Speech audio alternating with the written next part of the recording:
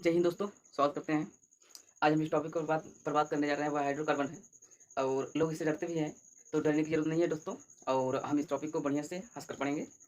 और अगर वीडियो अच्छा लगे तो लाइक, शेयर और सब्सक्राइब जरूर करना और वीडियो के अंत तक जरूर बने रहना। उसके बाद शायद हम कुछ नया सीख कर जाएँगे। तो स्वागत करते हैं आपका हाइड्रोजन और कार्बन, यानी कि हाइड्रोकार्बन या कार्बन एवं उसके यौगिक। जी दोस्तों, तो हमारा टॉपिक का नाम है कार्बन एवं उसके यौगिक। कार्बन एवं उसके यौगिक। जी दोस्तों, तो कार्बन एवं उसके यौगिक में अगर देखेंगे दोस्तों, तो कार्बन और इसका टॉपिक है और उसके यौगिक जैसे कि हाइड्रोकार्बन। तो हम सबसे पहले टॉपिक को लेकर चल रहे हैं हाइड्रोकार्बन। हाइड्रोकार्बन। जी दोस्तों, हाइड्रोकार्बन का डेफिनेशन क्या है दोस्तों? तो हम कह सकते हैं कि हाइड्रोकार्बन का डेफिनेशन वे यौगिक जिसमें हाइड्रोजन और कार्बन विद्यमान होते हैं वो हाइड्रोकार्बन कहलाते हैं। कौन से फिर दोस्तों? वे यौगिक जिसमें हाइड्रोजन और कार्बन विद्यमान होते हैं उसे क्या कहते हैं? हाइड्रोकार्बन कहते हैं। जी दोस्तों, हाइड्रोकार्बन कितने प्रकार दोस्तों होते हैं? तो हम कह सकते हैं हाइड्रोकार्बन 3 प्रकार के होते हैं। हाइड्रोकार्बन 3 प्रकार के होते हैं और कौन कौन से हैं? सॉरी, हाइड्रोकार्बन सॉरी दोस्तों, 2 प्रकार के होते हैं। एलिफेटिक एलिफेटिक एलिफेटिक हाइड्रोकार्बन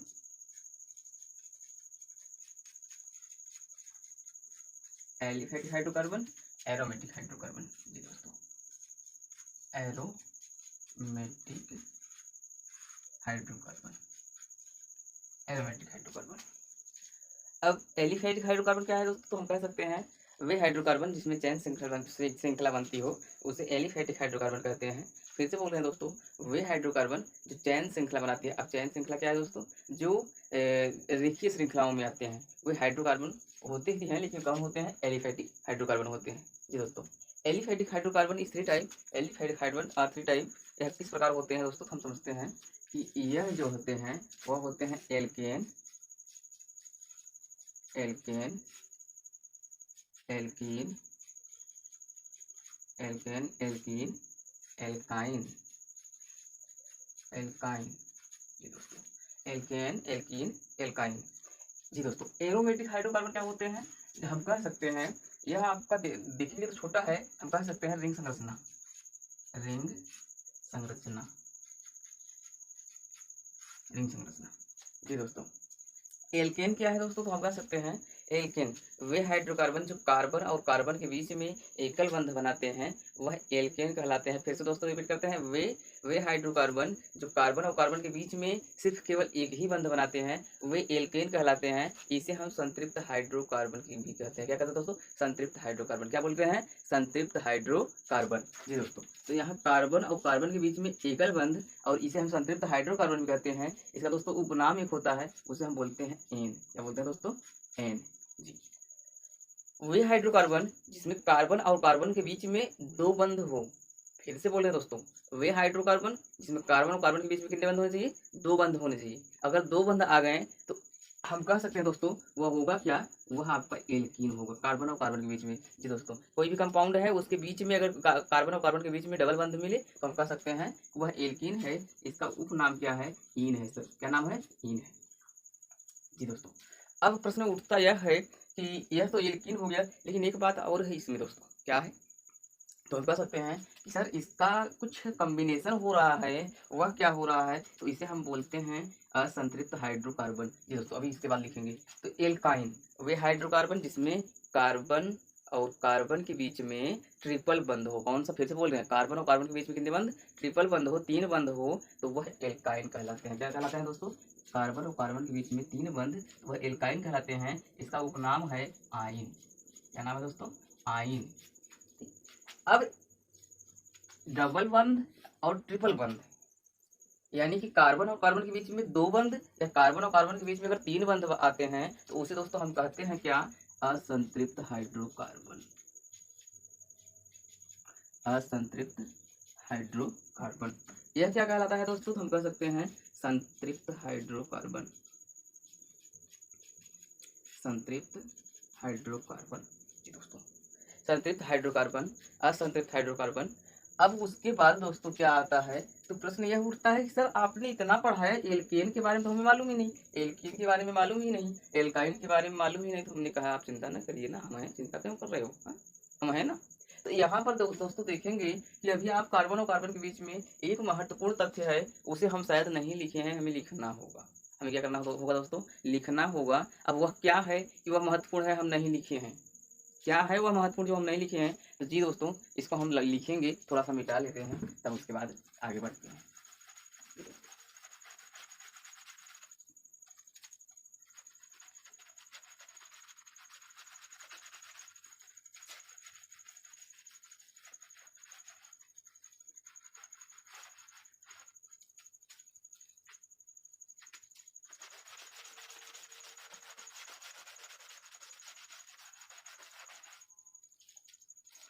अब वह क्या दोस्तों, तो हम कह सकते हैं एक कार्बन के लिए मेथ, इधर से लिखिए दोस्तों, एक कार्बन के लिए C1 के लिए मेथ होगा, मेथ।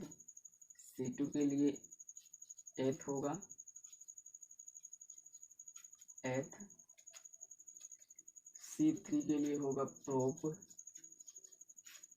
C4 के लिए होगा ब्यूट, C5 के लिए होगा पेंट, C6 के लिए होगा हेक्स, C7 के लिए होगा आक्ट,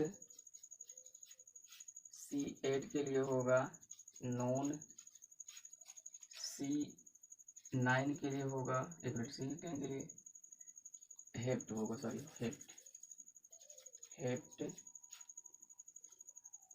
C8 के लिए होगा आक्ट, C9 के लिए नॉन, C10 के लिए डेक। होगा दोस्तों।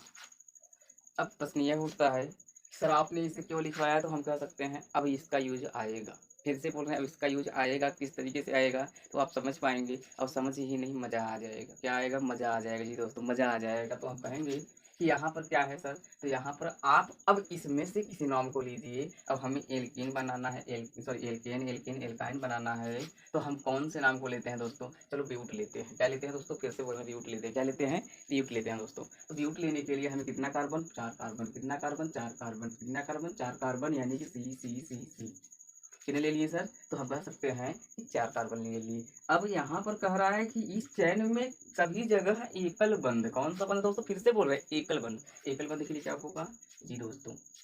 अब एक तथ्य हमें नहीं समझ में आता, हम बार बार इसमें हमने एकल बंध लगाया, इस तरीके से हर जगह भर दिया। क्या है सर, साइड में सब हाइड्रोजन है। क्या है सर, हाइड्रोजन है। यह किस प्रकार कार्य करते हैं सर, हमने अभी टॉपिक में लिया हाइड्रोकार्बन। क्या लिया, हाइड्रोकार्बन। सर इसमें 4 ही बंध क्यों होते हैं, तो तब तो हम फंस गए, लेकिन नहीं फंसे हैं, क्योंकि हम जानते हैं ना क्यों ऐसा हो रहा है। तो जरा आते हैं, कार्बन कितने होते हैं, कार्बन प्रमाण कितना होता है, तो हम कह सकते हैं 6। कितना होता है दोस्तों, 6 होता है। कितना होता है, 6 होता है। फिर से बोले कितना होता है, 6 होता है ये दोस्तों। अब 6 होता है, तो इससे क्या रिलेशन है, तो रिलेशन यह है दोस्तों कि जरा एक बार बताओ, क्या आप लोग को इलेक्ट्रॉनिक विन्यास आता है, नहीं दोस्तों, तब क्या पढ़ने बैठो, चलो हम पढ़ाते हैं ना, चिंता ना करो। इलेक्ट्रॉनिक विन्यास क्या है दोस्तों, तो हम कह सकते हैं कि इसका इलेक्ट्रॉनिक विन्यास किस आधार पर करें, इसका इलेक्ट्रॉनिक विन्यास किस आधार पर करें। चलो दोस्तों हम नेक्स्ट टॉपिक में आपको इसको विस्तार से समझाएंगे, लेकिन आज थोड़ा सा इसको समझाने का प्रयास करेंगे। जी दोस्तों क्या है सर कि यह आप हमें परेशान कर रहा है, तो परेशान नहीं कर रहा है, हम परेशान हो रहे हैं। यहाँ पर क्या होगा, यहाँ पर 6 है। अब एक टॉपिक को हम लिखवाते हैं, उसको लिख लेना, वह है हीलियम। हीलियम का 2 होता है, नियान का 10 होता है, और उसके बाद नियान के बाद अगर बढ़ते हैं तो आर्गन का 18 होता है। दोस्तों आगे और है, लेकिन हम इसी को यूज में लाते हैं, ऑटोमेटिक हमें पूरी टॉपिक समझ में आ जाएगा। फिर से बोल रहे हैं आगे और है, लेकिन हम इतने को यूज में लाएंगे क्योंकि हमें सिर्फ समझना है। क्या करना है दोस्तों, सिर्फ समझना है। फिर से बोल रहे सिर्फ समझना है, ठीक। तो यहाँ पर कार्बन कितने होते हैं, 6। जरा एक बात नोट करो, 2 और 10, 2 और 10 किसके बीच में, 2 और 10 के बीच में जरा रिलेशन इसका मिलेगा, तो इसका शायद यहाँ से 2, अगर 2 घटाएंगे 4 बच रहा है। क्या बच रहा है दोस्तों, 4 बच रहा है, यानी कि 4 बच रहा है, 4 पॉजिटिव होगा। क्या होगा दोस्तों, फोर पॉजिटिव। फिर से बोल रहे हैं, जैसे आप एक बात बताइए, बैंक में जाते हैं, बैंक में आप पैसा जमा करते हैं, यस सर जमा करते हैं, बहुत कितने हमने हमारे पास नहीं है, हम चलो 4 लाख जमा करते हैं, या प्लस जो है वो लाख को दर्शाता है। तो यहाँ पर क्या है दोस्तों कि हमने क्या किया कि 2 लाख खर्च करने के लिए ले लिया, उसके बाद बचा कितना दोस्तों, तो हम कह सकते हैं 4 लाख बचा। कितना बचा? 4 लाख। 4 लाख मतलब फोर पॉजिटिव। क्या बचा? फोर पॉजिटिव जी दोस्तों। अब एक बात बताओ, हमें बैंक में जमा करना है कितना? 10 लाख जमा करना है। कितना जमा करना है दोस्तों? 10 लाख जमा करना है। अब हम बताओ कितना इनसे ले, तो हम कह सकते हैं दोस्तों कि हमें कितना लेना है? फोर निगेटिव, यानी 4 लाख हमें लेना है, तब हम 10 लाख क्या कर सकते हैं? जमा कर सकते हैं जी दोस्तों। तो फिर से बोल रहे क्या कर सकते हैं? जमा कर सकते हैं। तो अब यह टॉपिक हम यहाँ पर लाख करोड़ क्यों कर रहे हैं, तो आप समझ सकते हैं, इसलिए कर रहे हैं, लाख नहीं है, फोर पॉजिटिव यानी कि धनायन है। कितने में है? तो 4 में है। यह क्या है सर? तो यह आपका ऋणायन है, कितने में है? तो 4 में है। कार्बन की संयोजकता कितनी होती है? तो हम कह सकते हैं 4 पॉजिटिव और 4 निगेटिव। आयंस कितने होते हैं? 4 पॉजिटिव 4 निगेटिव। यह डिपेंड है कि अगला एलिमेंट से किस तरह से है। अगर हम कह सकते हैं इसमें हाइड्रोजन और कार्बन के बीच में, अगर हाइड्रोजन हमारा आयंस के रूप में कार्य करता है, चिपकने का कार्य करता है, तो हाइड्रोजन पॉजिटिव है, कार्बन को अपने आप को निगेटिव बनना होगा। क्या होगा? कार्बन को अपने आप को निगेटिव बनना होगा। अंडरस्टैंड दोस्तों जी। तो अभी आपने हमें, अब आप सोचेंगे सर कि अभी हमें जो समझाना है वो तो समझा ही नहीं रहे, आप इसको क्यों समझा रहे हैं? तो हम कह सकते हैं कि आप चिंता न करो, यहाँ पर फोर पॉजिटिव फोर निगेटिव, अब आयंस मिल गए हैं। संयोजकता जी दोस्तों, हम संयोजकता 4 जो है संयोजकता है। अब संयोजकता भी अगर आपसे पूछ ले कि संयोजकता का परिभाषा क्या है, तो दोस्तों घबराना नहीं है। घबराना इसलिए नहीं है कि इसका इलेक्ट्रॉनिक विन्यास नहीं किए हैं, कोई बात नहीं।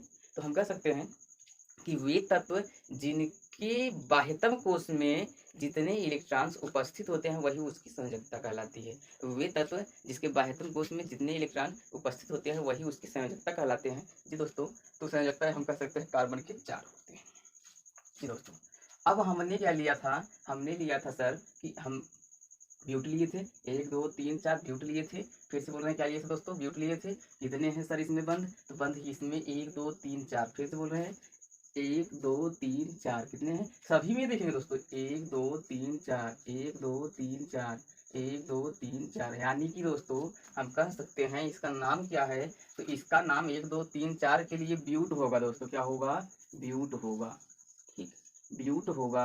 अभी इसमें आईपीएससी नाम भी आते हैं। अब प्लस दोस्तों, प्लस क्या है? तो ब्यूट कार्बन और कार्बन के बीच में एकल बंध है। क्या दोस्तों? एकल बंध है। जब एकल बंध है तो सर हम क्या यहाँ पर इसका उपनाम का यूज करेंगे। जैसे दोस्तों थोड़ा सा हम समझाते हैं। उपनाम हमारे घर का भी होता है, किसी का पंडित होता है, तो किसी का खंडित होता है, और किसी का क्या होता है, तो हम कह सकते हैं किसी का राहुल होता है, तो किसी का गोलू होता है जी दोस्तों।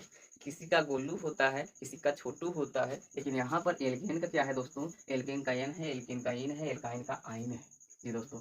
ब्यूट प्लस एन बराबर होगा क्या दोस्तों? तो बराबर आपका ब्यूटेन होगा। क्या होगा दोस्तों?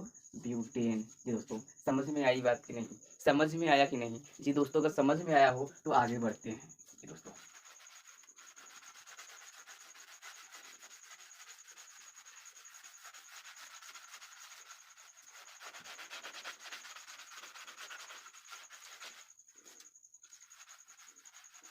अब प्रश्न यह उठता है सर कि हमें आपने यह बताया, अब हम यह समझ गए, तो आप जरा एक एक ठो और दे रहे हैं, एक ठो और बनाइए ना। कौन सा दे रहे हैं सर? तो हम दे रहे हैं हेक्स। क्या दे रहे हैं? हेक्स। 1 2 3 4 5 6, 6 बस हो गया। ठीक, कार्बन कार्बन के बीच में कितने बंध? एकल बंध सर। कौन से बंध? एकल बंध। अब जो बचे हैं आपको घबराना नहीं है, बस करना क्या है, इस तरीके से भरना स्टार्ट कर देना है जी दोस्तों। अब हम यहाँ पर 22 जो साइड साइड हाइड्रोजन होते हैं उसे नहीं लिखेंगे, क्योंकि हमारे पास टाइम, अगर टाइम का मैनेजमेंट कर पा रहे हैं तो उसके लिए हमारे लिए ही फायदा है। चलो हम लिख देते हैं, लेकिन आपको अगर फास्ट चलना है तो इसके लिए कोई महत्व नहीं है, क्योंकि चैन में ये हम समझ पाते हैं कि यह हमारा हाइड्रोकार्बन है, और कार्बन और हाइड्रोजन के बीच में ही, सॉरी, हाइड्रोजन और कार्बन दोनों उपस्थित होते ही हैं। Hydrogen hydrogen hydrogen hydrogen hydrogen hydrogen hydrogen hydrogen ये दोस्तों हाइड्रोजन। अब फिर से बोल रहे हैं दोस्तों, जरा एक बात बताओ कि इसके कार्बन और कार्बन के बीच में कहीं आपको डबल बंधन दिख रहा है? कहीं दिख रहा है दोस्तों? नहीं दिख रहा है। कहीं दिख रहा है? नहीं दिख रहा है। यहाँ पर देखेंगे तो carbon carbon carbon carbon carbon carbon, एकल बंध एकल बंध एकल बंध एकल बंध एकल बंध, और हम कह सकते हैं हाइड्रोजन में भी दोस्तों एकल बंध ही है। तो यहाँ पर इसका नाम क्या होगा सर? तो इसका नाम होगा 1 2 3 4 5 6, 6 के लिए क्या होगा? हेक्स। क्या होगा दोस्तों? हेक्स। ना समझ में आए तो इसको जरूर देखना। और दोस्तों कॉपी का इस्तेमाल अगर आप करेंगे तो आपके लिए लगभग 75% आपको एक ही दिन में समझ में आ जाएगा। और कॉपी का इस्तेमाल नहीं करते हैं तो इसका शायद बार-बार वीडियो देखना पड़ेगा। आप किसी और वीडियो में चले जाएँगे, यह नहीं समझ में आएगा, फिर वहाँ देखेंगे, लेकिन आपकी गलती है, आप अगर कॉपी का इस्तेमाल करेंगे तो शायद यह वीडियो ही आपको समझ में आ जाएगा। जी दोस्तों, अगर आपको समझ में आ रहा है तब पर भी कमेंट कर देना, अगर न समझ में आए तब कमेंट करना। सर यह ऐसे न हमें पढ़ाते तो शायद समझ में आ जाता। जी दोस्तों, आज मैं वीडियो को बना रहा हूँ तो मेरा सिर्फ एक ही उद्देश्य है कि आपको समझा पाएँ। जी दोस्तों, हेक्सा है, अब कितने बंध हैं तो हम लोग कह सकते हैं कार्बन और कार्बन के बीच में एकल बंध है। क्या नाम होगा सर? तो एन होगा। क्या होगा? एन। और हेक्स और एन जोड़ देंगे, हेक्सेन हो जाएगा। क्या होगा दोस्तों? हेक्सेन। हेक्सेन होगा दोस्तों। अब हेक्सेन होगा सर, आप गलत बोल रहे हैं। नहीं नहीं, गलत नहीं बोल रहे हैं, आप गलत सुन रहे हैं। अभी जरा काउंट करो ना, 1 2 3 4 5 6। एक 1 2 3 4 5 6, फिर से बोल रहे हैं, काउंट करो। काउंट किए, हेक्स होगा, देखो ना, हेक्स। अब प्रश्न यह उठता है, हेक्स हो गया, यस सर, हेक्स हो गया, यस सर। एन क्यों लगाएं? तो कार्बन और कार्बन के बीच में देखो ना, कार्बन और कार्बन के बीच में देखो कितने बंध है, सिर्फ सिंगल बंध है। और इसी एक बात और ध्यान देना दोस्तों, ऐसी संरचना आएगा, क्या होगा? आएगा, फिर से बोल रहे हैं, आएगा और कहेगा क्या यह संतृप्त हाइड्रोकार्बन है। निम्नलिखित में से संतृप्त हाइड्रोकार्बन को पसंद कीजिए। तो जरा एक बात बताओ, हमने कहा कि सर कार्बन और कार्बन के बीच में एकल बंध होना चाहिए, उसे हम क्या कहते हैं? संतृप्त हाइड्रोकार्बन। चलो दोस्तों आगे बढ़ते हैं। तो आगे बढ़ते हैं दोस्तों, आगे बढ़ते हैं।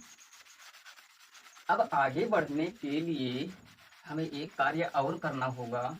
वह क्या करेंगे सर? तब तो आप घबराइए नहीं ना, हम आगे बढ़ेंगे। जरा एक बात बताओ, एल्कीन को लिया जाए, चलो लेते हैं। एल्कीन को लेने के लिए क्या करेंगे सर? तो चिंता न करो, हम है ना। जरा एक नाम लो, कोई भी नाम लो। चलो सर आप ब्यूटीन लीजिए, बहुत ज़्यादा बता रहे हो, चलो ब्यूटीन लेते हैं। चलो ठीक है दोस्तों, हम ब्यूटी ही लेते हैं। जब आपकी सवाल है ब्यूटी तो हम ब्यूटी को लेंगे। आप ब्यूटी को नहीं, एक से लेकर डेथ तक कोई नाम लीजिए। फिर से बोल रहे हैं दोस्तों, एक से लेकर डेथ तक नाम लीजिए। चलो दोस्तों फिर से लेते हैं। तो यहाँ पर क्या हो रहा है सर? वेरी गुड, बहुत बढ़िया। हमने ब्यूटी को लिया, कार्बन कार्बन कार्बन कार्बन। फिर से बोल रहे हैं दोस्तों, कार्बन कार्बन कार्बन। फिर से बोल रहे हैं कार्बन कार्बन कार्बन। कितने हैं? 1 2 3 4, 1 2 3 4। फिर से बोले दोस्तों, 1 2 3 4। जी दोस्तों, अब यह बंध, अभी हम कंफ्यूज थे, सभी जगह भर दे, नहीं नहीं, सभी जगह भरने से कोई मतलब नहीं होगा। फिर से बोलो, सभी जगह भरने से कोई मतलब नहीं होगा, कहीं होना चाहिए, सिर्फ कहीं। आपके कार्बन और कार्बन के बीच, जैसे यहाँ पर यहाँ है, यहाँ है, यहाँ है, तो हो सकता है वह डबल बंध यहाँ हो सकता है यह डबल बंध यहाँ हो या यहाँ हो। हम डबल बंध कहीं भी एक जगह सिर्फ स्थायी रखेंगे। फिर से बोल रहे दोस्तों, एक जगह हमने यहाँ रखा और बाकी सभी जगह सिंगल बंध। क्या होना चाहिए दोस्तों? सिंगल बंध। अब जरा एक बात बताओ, एल्कीन, एल्कीन डबल बंध, डबल बंध, डबल बंध, डबल बंध। जी दोस्तों, एल्कीन। अब फिर से बोल रहे हैं, कार्बन और कार्बन, यहाँ पर एक एक बंध, यहाँ पर एक एक बंध। कार्बन के बीच में जरा काउंट करो, 1 2 3 4, 1 2 3 4 हो गए दोस्तों। यहाँ पर हम दोनों जगह भर दें इस तरीके से? नहीं दोस्तों, कभी मत गलती करना सर, क्यों?